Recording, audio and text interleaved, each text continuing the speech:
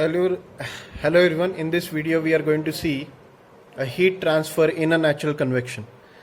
Here we are going to determine the theoretical and a practical heat transfer coefficient experimentally. Okay? So we are going to determine the heat transfer coefficient experimentally as well as theoretically in this experiment. This experiment comes under a category of heat transfer in a natural convection. So let us see first of all the arrangement of this experiment. So you have an enclosure. In this enclosure you have placed a vertical cylindrical rod, and inside this cylindrical rod you have a heater.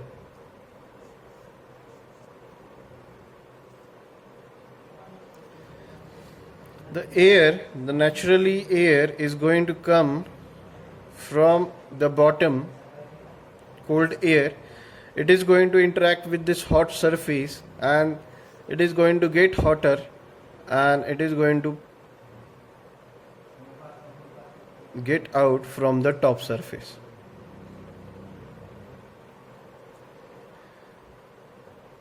So you are going to measure the temperature on a surface of this vertical cylinder by a thermocouple T1, T2, T3, T4, T5, T6 and T7, while T8 represents the temperature of this enclosure.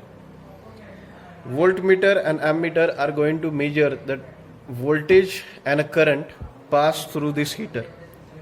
So the basic principle in this natural convection is the air is going to lift because of its density difference. The hotter air will become lesser denser and it is going to move upside.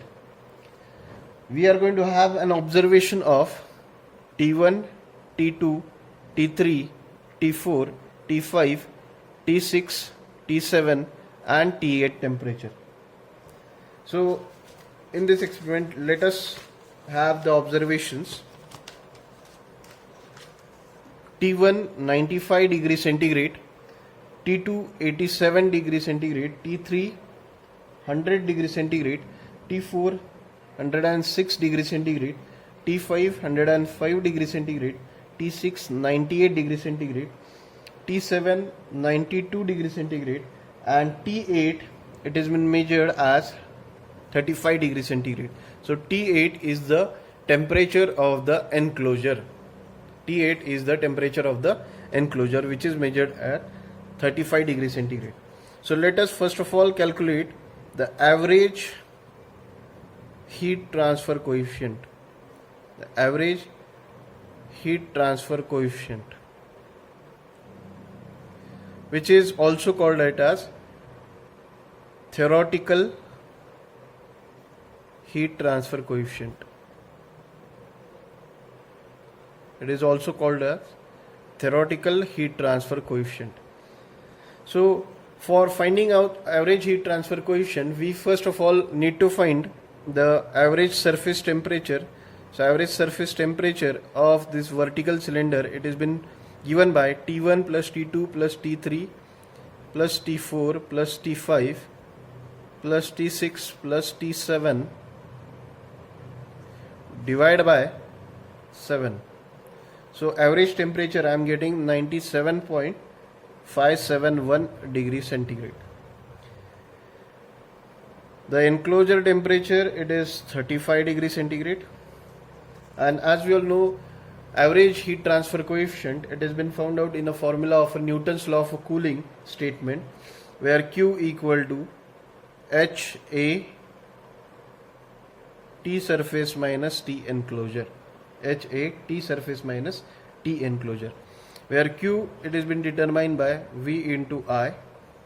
H we need to find. A, area of the cylindrical pipe, it has been determined by surface area, it has been determined by pi dl, and the temperature difference it is Ts minus Te. Therefore H will be equal to 48.3, that is multiplication of V into I, divided by surface area pi into d into L into 97.57 minus 35. So you have the average heat transfer coefficient as 12.9321 watt per meter square Kelvin. Now let us find the practical heat transfer coefficient. Let us find the practical heat transfer coefficient. So it is found out by a relation of Nusselt number in terms of Grashof number and Prandtl number. So it has been given by Nu equal to 0.59 gr into pr raised to 0.25 raised to 0.25. Now here, before proceeding to this, first of all we must find out the average fluid temperature. Now the flow is external flow. The air is flowing externally over a tube. This is the solid tube, externally over a vertical solid tube. So we need to find out average fluid temperature. Average fluid temperature, it has been given by Tf equal to T surface plus T enclosure divided by 2.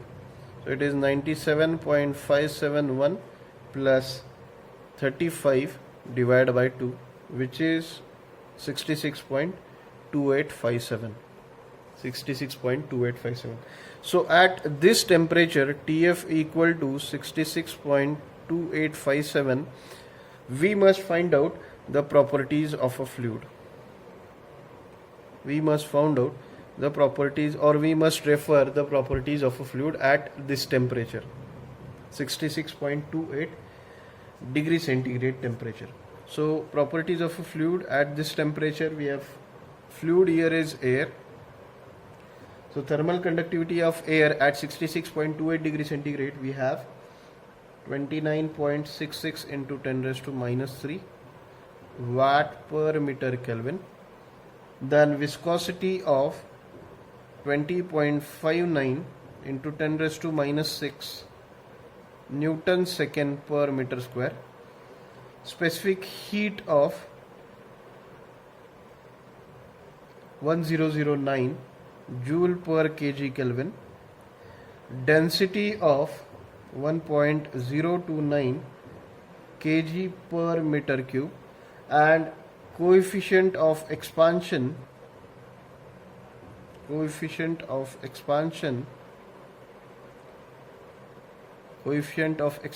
beta will be equal to 1 upon Tf plus 273. It is the reciprocal of the fluid temperature in a Kelvin. So 1 upon 66.28 plus 273. So you are going to have coefficient of expansion beta equal to 2.947 into 10 raised to minus 3 into 10 raised to minus 3. Now further, in continuation with further, as we have the relation of Nu equal to 0.59 gr into pr raised to 0.25. We have Nu equal to HL divided by K. So this H we are going to find out, which is the practical heat transfer coefficient, will be equal to 0.59. Now this gr, we have a formula of gr, beta G delta T L cube divided by mu square into PR, it is mu Cp divided by K raised to 0.25 Now let us put those values. 0.59 beta, you have 2.94 into 10 raised to minus 3. G is 9.81, acceleration due to gravity. Then delta T, it has been given by 97.5714 minus 35, and L cube, it has been given by 0.5 cube. So this is divided by 20.02 into 10 raised to minus 6 square, bracket square. So this is the value of G into multiplied by the value of mu Cp divided by K. So mu Cp divided by K, it has been given by 20.59 into 10 raised to minus 6 into 1009 divided by 29.66 into 10 raised to minus 3.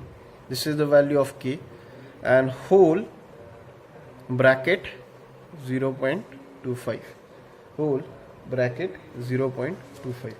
So you are going to have the multiplication of these two values, the multiplication of GR into PR as 0.59 into 395,229 into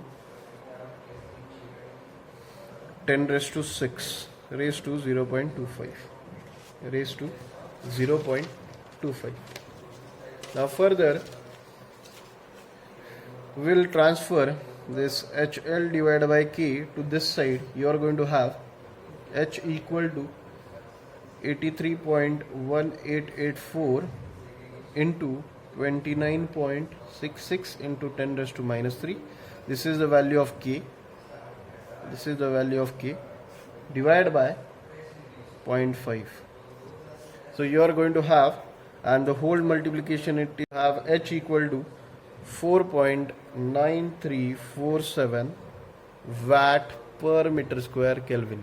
So this is the practical value of heat transfer coefficient by a relation of Nusselt number in terms of Grashof number and Prandtl number. So this is the calculation for natural convection. This is the calculation for natural convection. Thank you all.